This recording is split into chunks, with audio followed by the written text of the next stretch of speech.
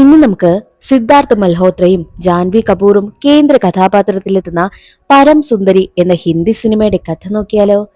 കഥയുടെ ചുരുക്കം എന്തെന്നാൽ, കഥാനായകനായ പരമിന്റെ അച്ഛനാണെങ്കിലോ അത്യാവശ്യം നല്ല കാശൊക്കെയുള്ള ബിസിനസ്സുകാരനാണ്. അതുകൊണ്ട് തന്നെ അച്ഛന്റെ കാശ് ഉപയോഗിച്ച് പരം ഒരുപാട് ബിസിനസ് ചെയ്യും. പക്ഷെ അതെല്ലാം പൊട്ടിപ്പോകും. അച്ഛൻ അത് കാരണം ഒരുപാട് നഷ്ടമായി. അവസാനം താൻ ഇങ്ങനെ സ്വന്തമായിട്ട് ബിസിനസ് ചെയ്യാതെ ആരെങ്കിലും ചെയ്യുന്ന ബിസിനസ്സിൽ ഇൻവെസ്റ്റ് ചെയ്യാമെന്നും അവൻ തീരുമാനിക്കുന്നു. അപ്പോഴാണ് ഒരാൾ അവന്റെ അടുത്തേക്ക് ഒരു ഡേറ്റിംഗ് ആപ്പും ഡെവലപ്പ് ചെയ്ത് കൊണ്ടുവരുന്നതും. ആ ഒരു ആപ്പിന്റെ പ്രത്യേകത എന്തെന്നാൽ, സ്വന്തം സോൾമേറ്റിനെ ആപ്പ് വഴി കണ്ടെത്തുവാനായും കഴിയും. അങ്ങനെ കണ്ടെത്തുന്നത് യഥാർത്ഥ ജീവിത പങ്കാളിയായിരിക്കുമെന്നും ആ ഡെവലപ്പ് ചെയ്ത ആൾ പറയുന്നു. പരമാണെങ്കിൽ ഈ ഒരു കാര്യം അച്ഛനോട് പറയും. 5 കോടി രൂപ ഇൻവെസ്റ്റ് ചെയ്യണമെന്നുള്ളത് കൊണ്ട് തന്നെ അച്ഛൻ അവനോട് പറയുന്നത്, ആ ഒരു ആപ്പ് സത്യമാണെന്ന് നീ എനിക്ക് പ്രൂവ് ചെയ്ത് കാണിച്ചു തരണമെന്നായിരുന്നു. അങ്ങനെ പരമും കൂട്ടുകാരും ചേർന്ന് ഡേറ്റിംഗ് ആപ്പ് മുഴുവൻ സെർച്ച് ചെയ്യുന്നു. ഒടുവിൽ പരമിന്റെ സോൾമേറ്റിനെ കാണിക്കുന്നത് കേരളയിലാണ്. പക്ഷേ പെൺകുട്ടിയുടെ ഡീറ്റെയിൽസ് കണ്ടെത്തുവാനായി നോക്കുമ്പോഴും അവൾക്ക് സോഷ്യൽ മീഡിയയിൽ ഒന്നും തന്നെ അക്കൗണ്ട് ഇല്ല. അങ്ങനെ പരമും കൂട്ടുകാരനും ആ പെൺകുട്ടിയുള്ള സ്ഥലമായ കേരളത്തിലേക്ക് എത്തുകയാണ്. അവിടെ അവളുടെ പഴയ തറവാട് ഹോം സ്റ്റേ ആക്കി നോക്കി നടത്തുകയാണ് ആ പെൺകുട്ടി. പിന്നീട് എന്തായി എന്നൊക്കെ അറിയണ്ടേ? എങ്കിൽ നമുക്ക് വേഗം സിനിമയുടെ കഥയിലേക്ക് കിടക്കാം. അതിനു മുൻപായിട്ട് വീഡിയോ കാണുന്ന കൂട്ടുകാർ ഒന്ന് സപ്പോർട്ട് ചെയ്യാൻ മറക്കരുതേ. സിനിമ തുടങ്ങുമ്പോൾ മുണ്ടും മടക്കി കുത്തി ഓടി രക്ഷപ്പെടുന്ന കഥാനായകനെയാണ് കാണിക്കുന്നത്. നായകന്റെ പേരാണ് പരം. പരമിന് പിന്നാലെ ഒരു കൂട്ടം ആളുകൾ ഉണ്ടായിരുന്നു. അവരെ പേടിച്ച് പരമാണെങ്കിലോ വലിയ പുഴയിലേക്ക് എടുത്തു ചാടും. പിന്നീട് ആരാണ് പരം എന്നുള്ളതാണ് കാണിക്കുന്നത്. പരമിന്റെ അച്ഛനാണെങ്കിലോ ഒരു വലിയ ബിസിനസ്സുകാരനായിരുന്നു. അതുകൊണ്ട് തന്നെ സ്വന്തമായിട്ട് എന്തെങ്കിലും ബിസിനസ് ചെയ്യണമെന്ന് പരമിന് നല്ല ആഗ്രഹം. അതുകൊണ്ട് തന്നെ അച്ഛന്റെ കാശൊക്കെ മുടക്കി അവനാണെങ്കിലോ AI ടെക്നോളജി ഉപയോഗിച്ച് കുറേ കാര്യങ്ങൾ കണ്ടുപിടിക്കും. പക്ഷേ അതെല്ലാം ഫ്ലോപ്പായിരുന്നു. അവന്റെ ബിസിനസ് പൊട്ടിയത് കാരണം അവന്റെ അച്ഛനാണ് ഒരുപാട് നഷ്ടമുണ്ടായത്. എല്ലാ ബിസിനസ്സും പൊട്ടിപ്പോകുന്നത് കൊണ്ട് ഇനി ആരെങ്കിലും എന്തെങ്കിലും കണ്ടുപിടിക്കുന്നതിൽ ഇൻവെസ്റ്റ് ചെയ്യാമെന്നും പരം തീരുമാനിക്കുന്നു. അങ്ങനെ ഒരാളാണെങ്കിലോ ഫൈൻഡ് മൈ സോൾമേറ്റ് എന്നൊരു ആപ്പും ഡെവലപ്പ് ചെയ്ത് പരമിനടുത്തേക്ക് എത്തുകയാണ്. ആ ആപ്പിന്റെ പ്രത്യേകത എന്തെന്നാൽ, ആ ആപ്പ് ഉപയോഗിച്ച് നമ്മുടെ സോൾമേറ്റിനെ കണ്ടെത്താനാകും. സാധാരണ ആപ്പ് പോലെയല്ല, അതിന് പിന്നിൽ ഒരുപാട് ന്യൂറോ സയന്റിസ്റ്റുമാരും സൈക്കോളജിസ്റ്റുമാരും AI ടെക്നോളജിയും ഒക്കെയുണ്ട്. അങ്ങനെ വർക്ക് ചെയ്യുന്നത് കൊണ്ട് തന്നെ ആ ഒരു ആപ്പ് വഴി കണ്ടെത്തുന്നത് യഥാർത്ഥ സോൾമേറ്റിനെ ആകുമെന്നും ആ ആപ്പ് ഡെവലപ്പ് ചെയ്ത ആൾ പറയും. അത് കേൾക്കുമ്പോൾ പരമിന് നന്നായിട്ട് ഇൻട്രസ്റ്റ് തോന്നുന്നു. പക്ഷേ ആപ്പ് പ്രചാരത്തിൽ കൊണ്ടുവരണമെങ്കിൽ ഒരുപാട് കാശ് മുടക്കേണ്ടിയിരിക്കുന്നു. ഏകദേശം 5 കോടി രൂപയാകും. ആ ഒരു കാര്യം പരം തന്റെ അച്ഛനോട് പറയും. 5 കോടി രൂപ എന്ന് കേട്ടതും അച്ഛൻ വാ തുറന്നു പോയി. അച്ഛനാണെങ്കിൽ പറയുന്നത്, അങ്ങനെ 5 കോടിയൊന്നും വെറുതെ മുടക്കാനൊന്നും കഴിയത്തില്ല. ഒരുപാട് ബിസിനസ് ചെയ്ത് ഇവൻ അച്ഛന്റെ കാശൊക്കെ പൊട്ടിച്ചിട്ടിരിക്കുകയല്ലേ. അതുകൊണ്ട് തന്നെ അച്ഛനാണെങ്കിൽ അവനോട് അച്ഛന്റെ ഓഫീസിൽ വന്നിരിക്കുവാനായും പറയും. പക്ഷേ പരമിന് അതിന് താല്പര്യമില്ല. സ്വന്തമായിട്ട് ബിസിനസ് ചെയ്യണം. എന്നാൽ അച്ഛൻ പറയുന്നത്, എന്നാൽ ശരി, ഞാൻ നിന്നെ സഹായിക്കാം. അങ്ങനെയാണെങ്കിൽ ഈ ആപ്പ് വഴി നീ നിന്റെ സോൾമേറ്റിനെ കണ്ടെത്തിക്കൊണ്ട് വാ. ആപ്പ് വർക്കാകുന്നു എന്ന് ഞാനൊന്ന് കാണട്ടെ എന്ന് അവനോട് ആവശ്യപ്പെടുന്നു. അങ്ങനെ അന്ന് മുതൽ പരം കൂട്ടരും ചേർന്ന് പരമിന്റെ സോൾമേറ്റിനെ കണ്ടുപിടിക്കുവാനായിട്ട് ആ ഒരു ആപ്പ് വഴി അന്വേഷണം ആരംഭിക്കും. അങ്ങനെ ആപ്പിൽ കാണിക്കുന്ന ലൊക്കേഷൻ കേരളയാണ്. കേരളയിലുള്ള ഒരു പെൺകുട്ടിയുമായിട്ട് 100% മാച്ച് ആകുന്നുണ്ട്. അവളുടെ പേരാണ് സുന്ദരി ദാമോദരൻ പിള്ളൈ. സുന്ദരി സോഷ്യൽ മീഡിയയിൽ ഉണ്ടോ എന്ന് അറിയുവാൻ വേണ്ടിയിട്ട് അവളുടെ പേര് സോഷ്യൽ മീഡിയയിൽ ആകെ സെർച്ച് ചെയ്തു നോക്കും. പക്ഷേ അവൾ ഒരു തരത്തിലുള്ള സോഷ്യൽ മീഡിയയിലുമില്ല. അങ്ങനെ അവസാനം അവളുടെ വീടിന്റെ ലൊക്കേഷൻ കണ്ടെത്തും. അത് പഴയൊരു തറവാടായിരുന്നു. അടുത്ത ദിവസം തന്നെ പരമും കൂട്ടുകാരനും കേരളത്തിലേക്ക് പുറപ്പെടുകയാണ്. അവളുടെ ലൊക്കേഷൻ കണ്ടെത്തിയത് കൊണ്ട് തന്നെ അവർക്ക് എളുപ്പമായിരുന്നു അവിടേക്ക് എത്താൻ.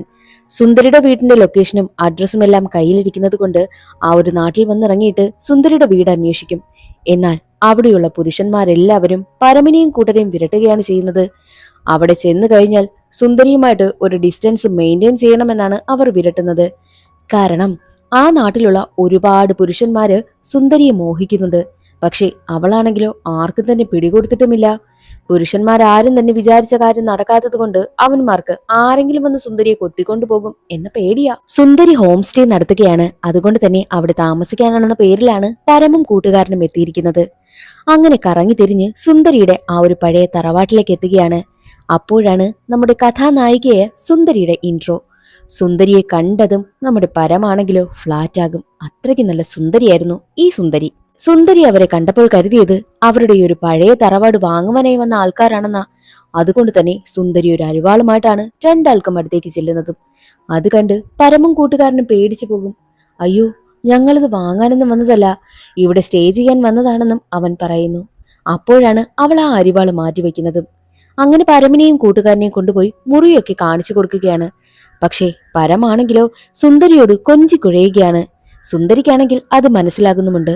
സുന്ദരിയുടെ അച്ഛനും അമ്മയും മരിച്ചതിൽ പിന്നെ സുന്ദരിയും സഹോദരിയും ചേർന്ന് ആ ഒരു പഴയ തറവാട് ഹോം സ്റ്റേ ഒക്കെ ആക്കിയിട്ട് ഇങ്ങനെ കഴിഞ്ഞുകൂടുകയാണ്.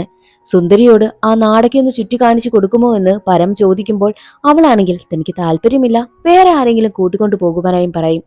പരം അവളോട് കൊഞ്ചി കുഴയുന്നത് അവൾക്ക് മനസ്സിലായതുകൊണ്ടാണ് അങ്ങനെയൊക്കെ അവൾ പറഞ്ഞതും.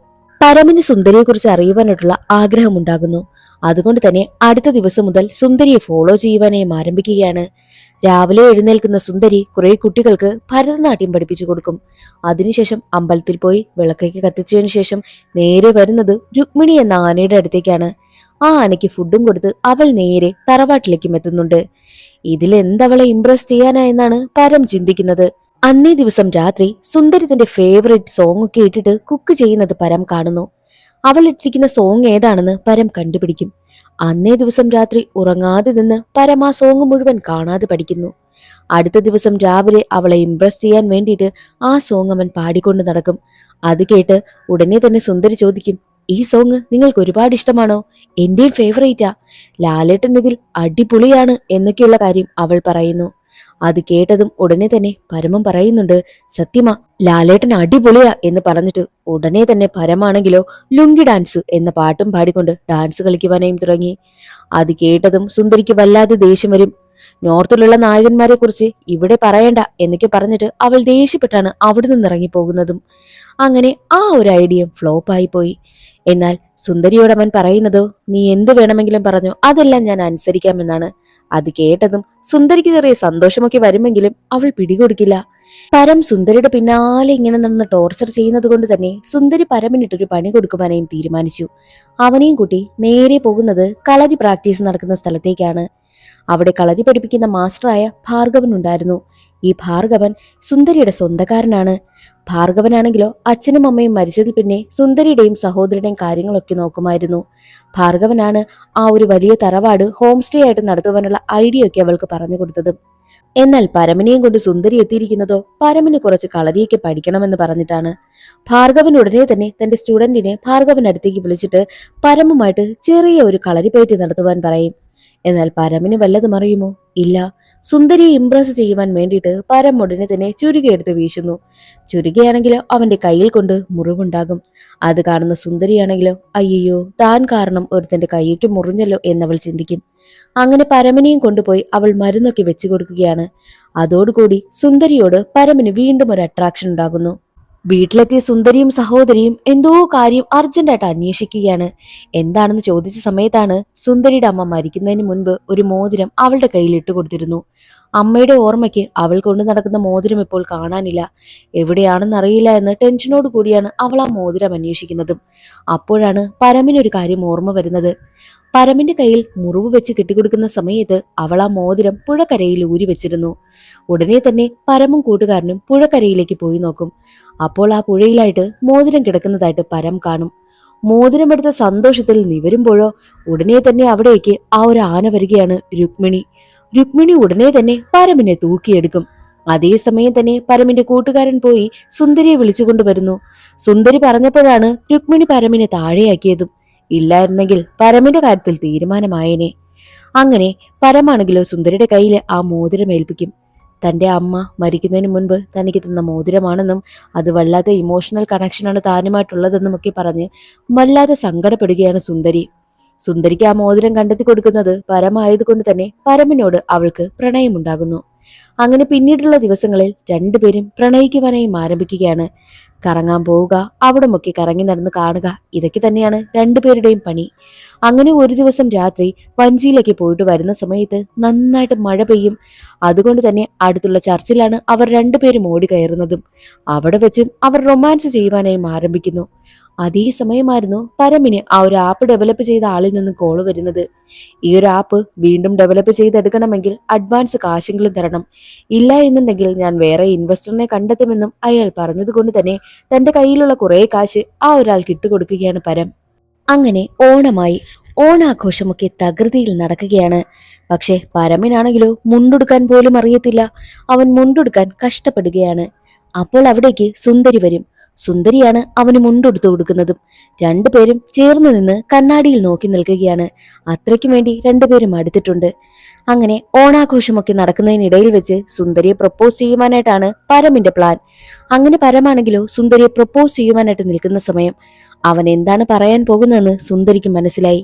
സുന്ദരി ഉടനെ തന്നെ പരം നിൽക്കുന്ന സ്ഥലത്തേക്ക് നോക്കിയിട്ട് ആശ്ചര്യപ്പെട്ടു നിൽക്കുകയാണ്. ഉടനെ തന്നെ അവൾ എന്തോ കണ്ടിട്ട് അവിടേക്ക് ഓടിപ്പോവുകയും ചെയ്യുന്നുണ്ട്. പരം തിരിഞ്ഞു നോക്കുമ്പോൾ കാണുന്ന കാഴ്ച മറ്റൊരു പുരുഷനായിരുന്നു. അവനെ ഉടനെ തന്നെ സുന്ദരി ഓടിപ്പോയി കെട്ടിപ്പിടിക്കും. അത് കാണുന്ന പരമിന് സഹിക്കത്തില്ല. സത്യത്തിൽ അത് ആരെന്നാൽ ഈ ഒരു കളരി പഠിപ്പിക്കുന്ന മാസ്റ്റർ ആയിട്ടുള്ള ഭാർഗവന്റെ മകനായ വേണുവാണ്. ഭാർഗവനാണെങ്കിലോ വേണുവിനെയും സുന്ദരിയും ചേർത്ത് നിർത്തിയിട്ട് 10 ദിവസത്തിനകം ഇവരുടെ വിവാഹമാണെന്നും അനൗൺസ് ചെയ്യുന്നു. അത് കേട്ടതും പരമിന് സഹിക്കാനായില്ല. അവനാണെങ്കിൽ ഞെട്ടി നിൽക്കുകയാണ്. യഥാർത്ഥത്തിൽ എന്താണ് സംഭവിച്ചതെന്ന് അറിയണമല്ലോ.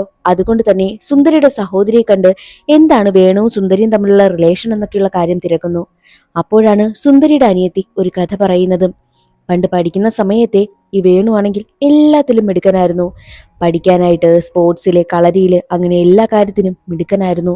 കുട്ടിക്കാലം മുതൽ തന്നെ സുന്ദരിയും പരമും നല്ല കൂട്ടുകാരാണ്.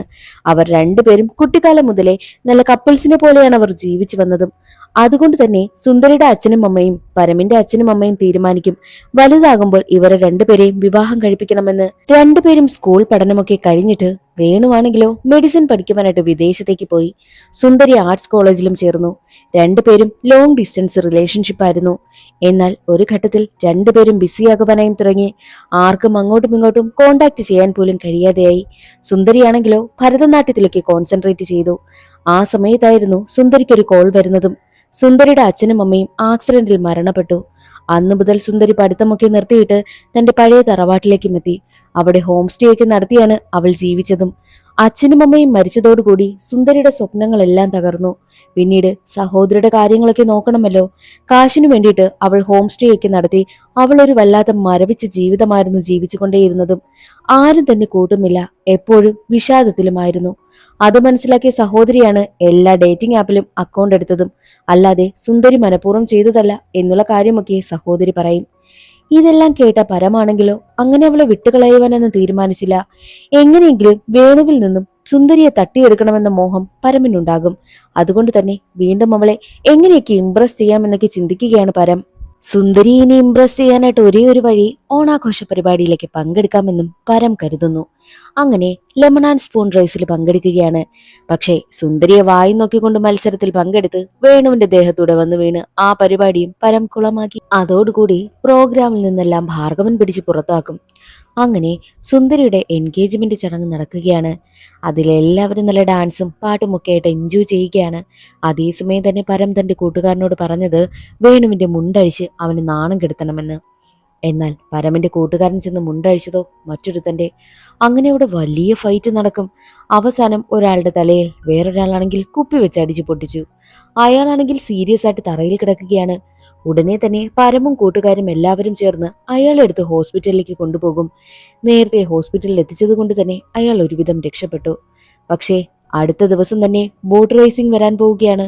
അതിൽ പങ്കെടുക്കാനുള്ള ആളാണ് ദേ ഇപ്പോൾ അടിയും കൊണ്ട് അവശനായിട്ട് ഹോസ്പിറ്റലിൽ കിടക്കുന്നത്.